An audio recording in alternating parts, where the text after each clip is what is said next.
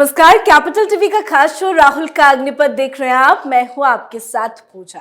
Supreme court ने Modi sir ने मानहानि मामले में राहुल गांधी को मिली 2 साल की सजा पर रोक लगा दी है, जिससे कांग्रेस पार्टी को बूस्टर डोज मिला है।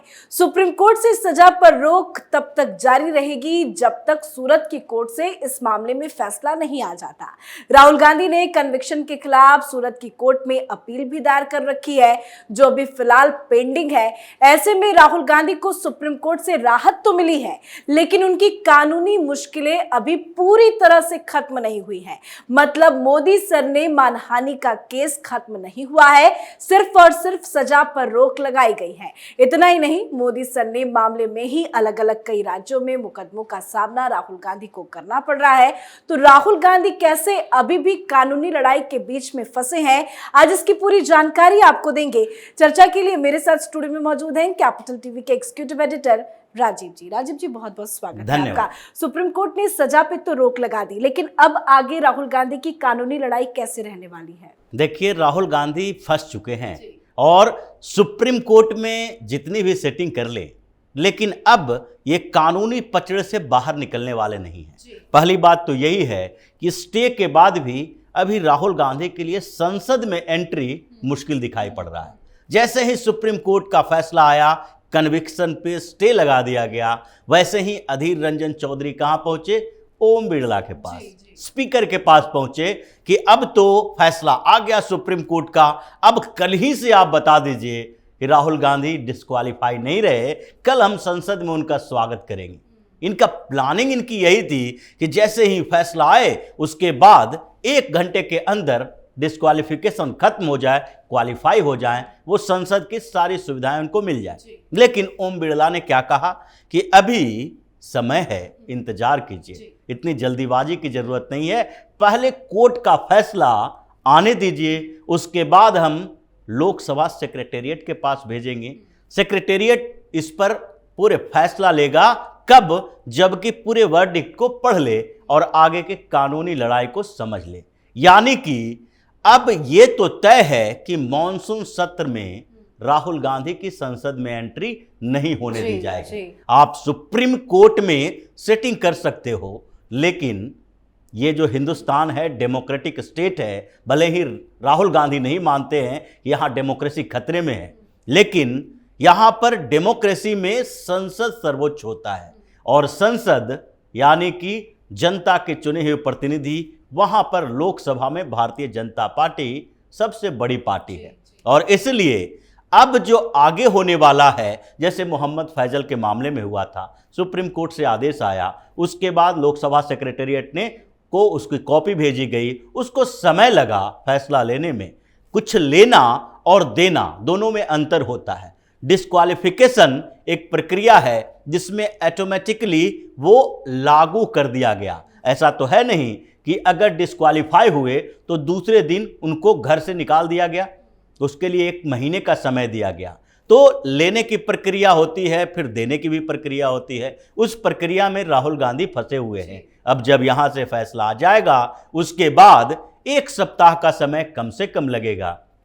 11 तारीख तक मॉनसून सत्र खत्म होने वाला है। इनके जो विजय घोष के साथ तैयारी करने का पूरा प्लानिंग थी, वो पूरी प्लानिंग खत्म हो चुकी है। मतलब संसद में एंट्री होने तक क्या होगा, अब ये देखना है। लेकिन कांग्रेस पार्टी कह रही है कि जितनी जल्दी इनसे सांसदी छीन ली उतनी जल्दी वापस कर दे। क्या कानूनी प्रक्रिया के तहत ये इतना आसान काम है? उतनी ही जल्दी दी जाएगी, लेकिन उतनी जल्दी का मतलब 1 दिन नहीं होता है। अगर सुप्रीम कोर्ट ने फैसला दिया, वो फैसला की कॉपी लिखी जाएगी, उसके बाद वहां से डिस्पैच किया जाएगा, फिर लोकसभा में जाएगा, स्पीकर उसको सेक्रेटेरिएट में भेजेंगे, वहां उस पर पढ़ा जाएगा कि हाँ भाई ये क्या है। मीडिया की खबरों के अनुसार सेक्रेटेरिएट फैसला तो नहीं ले सकता, वो तो डॉक्यूमेंट के आधार पर फैसला लेगा।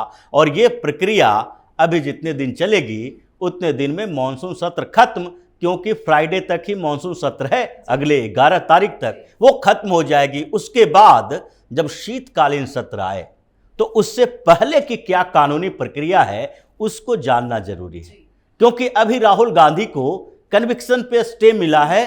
कहां से? सुप्रीम कोर्ट से। लेकिन ये कन्विक्शन किसका है? ये है मजिस्ट्रेट कोर्ट का। जिसको ट्रायल कोर्ट कहा जाता है।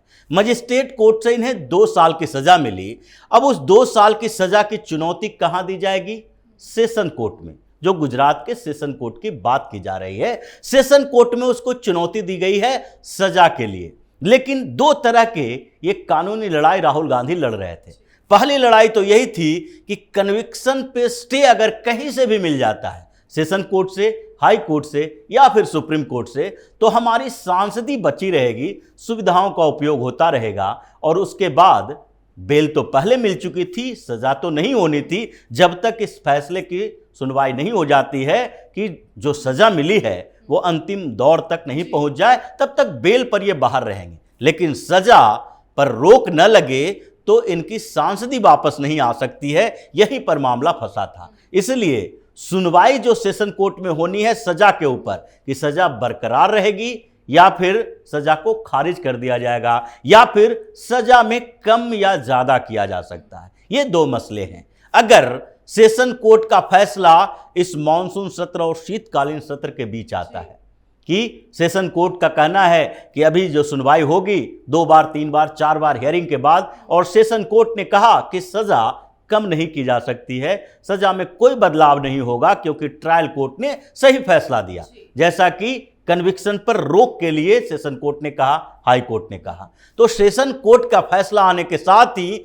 फिर से इनके सामने वो चुनौती हो जाएगी, क्योंकि अभी जो सुप्रीम कोर्ट की रोक है सजा के ऊपर, ये ट्रायल कोर्ट की सजा पर रोक की बात है। जैसे ही सेशन कोर्ट का फैसला आएगा उसके बाद सेशन कोर्ट की सजा पर रोक के लिए इनको कानूनी स्तर पर फिर हाई कोर्ट फिर सुप्रीम कोर्ट जाना पड़ेगा कि उस पर अब स्टे लगाइए। उसके बाद हाई कोर्ट में जाएगा। सिर्फ एक मामले में, जो ये मामला जिसमें सजा मिली है, उसमें जब तक शीतकालीन सत्र आएगा तब तक फिर से सेशन कोर्ट का फैसला आएगा और उस पर स्टे लगाने के लिए जब ये हाई कोर्ट सुप्रीम कोर्ट जाएंगे तब तक फिर से डिस्क्वालीफाई हो जाएंगे। यानी कि संसद में एंट्री इतना आसान राहुल गांधी के लिए नहीं है जिसके लिए इतना प्रयास किया जा रहा है। लेकिन ये तो पूरा सिर्फ गुजरात के मामले पे हम चर्चा कर रहे हैं। मोदी सर ने मानहानि के मामले में अलग अलग राज्यों में भी राहुल गांधी के खिलाफ मुकदमे दर्ज है। क्या अब उसको लेकर भी कार्रवाई तेजी से होगी? बिल्कुल होगी, क्योंकि ये तो हर जगह पर, रांची की अदालत में है, पटना की अदालत में है, ये जितनी अदालतों में मुकदमे चल रहे हैं, इन लोगों ने बार बार एक ही बात कही है, डबल जियोपार्डी, यानी कि दोहरा दंड का सिद्धांत यहां लागू होता है कि एक ही जो अपराध है उसके लिए 2 बार सजा नहीं दी जा सकती। अब जहां तक सजा की बात है, एक बार सजा तो दी गई है लेकिन गुजरात के कोर्ट से दी गई है। अब इस सजा के बाद अगर इस पर सुप्रीम कोर्ट ने स्टे लगा दिया इसके एग्जीक्यूशन पर, तो दूसरी अदालतें उसको सजा नहीं मानेगी। वो अपने तरीके से 1 साल, 1.5 साल, 6 महीना, जितना भी सजा देनी है या फिर फाइन करना है या सजा और फाइन दोनों करना है, वो तय करेगी। यानी कि उन अदालतों में कार्रवाई अब तेजी से चलेगी। इसी के कारण हाई कोर्ट, चाहे रांची का हो या पटना का, इन दोनों ने उसकी कार्रवाई को, जो प्रक्रिया चल रही थी, उस पर कुछ दिन के लिए राहुल गांधी को समय दिया था। अब तो स्टे मिल गया, तो अब वो समय भी खत्म। अब राहुल गांधी को रांची और पटना में जाकर हाजिरी देनी होगी कि क्या होता है। फिलहाल सुप्रीम कोर्ट से जो राहुल गांधी को राहत मिली है उससे राहुल गांधी बड़े गदगद नजर आ रहे हैं। कुछ तस्वीरें सामने आई है वो दिखाते हैं। तो जैसे ही राहुल गांधी को सुप्रीम कोर्ट से राहत मिली, बड़े एक्टिव हो गए और रात ही पहुंच गए लालू यादव से मुलाकात करने। मुलाकात में राजनीतिक गपशप के साथ साथ बिहारी अंदाज में बने मटन का भी आनंद लिया गया। मटन पकाने के लिए खुद लालू प्रसाद यादव शेफ भी बने। मुलाकात की कई तस्वीरें भी सामने आई। दोनों के बीच सियासी बातचीत तो हुई ही, लेकिन मुलाकात का असली मकसद कुछ और ही था। साथ ही मुलाकात के बाद ही विपक्षी गठबंधन इंडिया की बैठक की अगली तारीख भी सामने आ गई। खबरों के मुताबिक पटना और बेंगलुरु के बाद इंडिया की बैठक 31 अगस्त से 1 सितंबर को मुंबई में होगी। अचानक से राहुल गांधी लालू प्रसाद यादव से मुलाकात करने क्यों पहुंच गए? कोई खास बात? देखिए, ये जीत की खुशी नहीं है, जीत के बाद उठने वाले तूफान कह सकते हैं कि हाई कोर्ट से जो राहत मिली है, उसके बाद जो इंडिया नाम से इन्होंने जो गठबंधन बनाया है, उसके अंदर जो खलबली मची है, उसी को शांत करने के लिए लालू प्रसाद यादव के पास गए। क्योंकि इस बीच सबसे बड़ी बात इस गठबंधन को लेकर हो रही है कि उम्मीदवार कौन होगा पीएम का, दावेदारी किसकी होगी, समन्वयक कन्वेनर कौन होगा, और समन्वय समिति जो है वो समन्वय समिति का गठन कैसे होगा। अब आगे जो मुंबई की बैठक होने वाली है, जिसमें अभी तय नहीं है कि मुंबई में ही होगी, अभी बहुत सारे दांव पेच इसमें चले जा रहे हैं। सब लोग परेशान हैं कि मुंबई में ही क्यों, यूबीटी शिवसेना और दूसरे तरफ जो है एनसीपी, ये दोनों टूटी बिखरी हुई पार्टी है। कांग्रेस वहां पर तीसरा गठबंधन है। अब ऐसे जगह पर जहां सरकार इनकी नहीं है, जहां इनके गठबंधन इतने कमजोर हैं, वहां पर बैठक क्यों कराया जा रहा है? उसके बदले पश्चिम बंगाल में क्यों नहीं कराया जा रहा, तमिलनाडु में क्यों नहीं कराया जा रहा, जहां इन लोगों की सरकार है। कांग्रेस की सरकार छत्तीसगढ़, राजस्थान, हिमाचल में है, मान लेते हैं वहां तो नहीं कराई जा सकती, क्योंकि ये मीटिंग पहले कांग्रेस की सरकार वाले स्टेट में कराई जा चुकी है, एक बार जदयू और राजद वाले स्टेट में। अब तो सवाल यही उठ रहा है कि स्टालिन क्यों नहीं, ममता बनर्जी क्यों नहीं, इन लोगों के ऊपर हंगामा चल रहा है। और हंगामा इस बात को लेकर है कि केजरीवाल दिल्ली और पंजाब क्यों नहीं।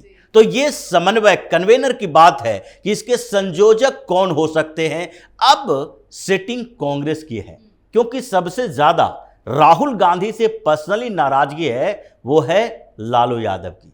पर्सनली वो इनसे खफा रहते हैं उस समय से जब इन्होंने अध्यादेश की कॉपी फाड़ी थी। वो अध्यादेश ही लालू यादव को प्रोटेक्ट करने के लिए लाया गया था कि सजा मिलते ही आपकी सदस्यता खत्म होगी। ये मनमोहन सिंह के समय की बात है। लेकिन अब उनके दरबार में पहुंचे कि जो आपकी गति हमने करवाई थी वही गति मेरे साथ हुई है। अब सुप्रीम कोर्ट से राहत मिली है, तो आपसे मुलाकात करने के बाद ये सोचना है कि नीतीश कुमार, जिनको लालू यादव फुल्ली सपोर्ट कर रहे हैं सिर्फ इसलिए कि नीतीश कुमार को कम से कम ऊपर की राजनीति में भेजी जाए ताकि लालू यादव अपने बेटे को सीएम बना सके। अब इसमें नीतीश कुमार की जितनी भूमिका है लालू यादव की भी है। नीतीश कुमार के सामने जा नहीं सकते, तो लालू यादव से कह रहे हैं कुछ दिन इंतजार कीजिए, कम से कम चुनाव तक बचाए रखिए गठबंधन को ताकि हम चुनौती दे सकें। उसके बाद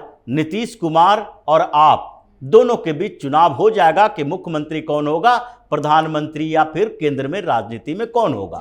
तो ये समझाने बुझाने का समय है।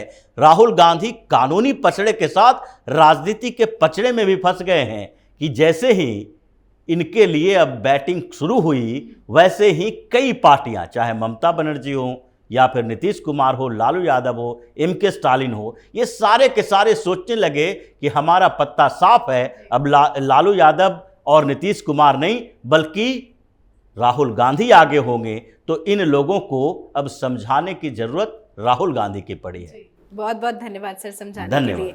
तो सुप्रीम कोर्ट से कन्विक्शन पर रोक के बावजूद राहुल गांधी की मुश्किलें अभी खत्म नहीं हुई है। सुप्रीम कोर्ट ने सिर्फ सजा पर रोक लगाई है। केस को रद्द करने का फैसला गुजरात की सूरत कोर्ट को लेना है। पर फिलहाल सुप्रीम कोर्ट से मिले राहत को लेकर राहुल गांधी बड़े एक्टिव नजर आ रहे हैं। विपक्ष को और मजबूत करने की कोशिश की जा रही है, पर सच्चाई यही है कि राहुल गांधी की वापसी से विपक्ष के कई बड़े नेता इंडिया का साथ छोड़ने की फिराक में हैं। आप इस पर अपनी राय कमेंट करके जरूर लिखें। देखते रहिए कैपिटल टीवी। नमस्कार।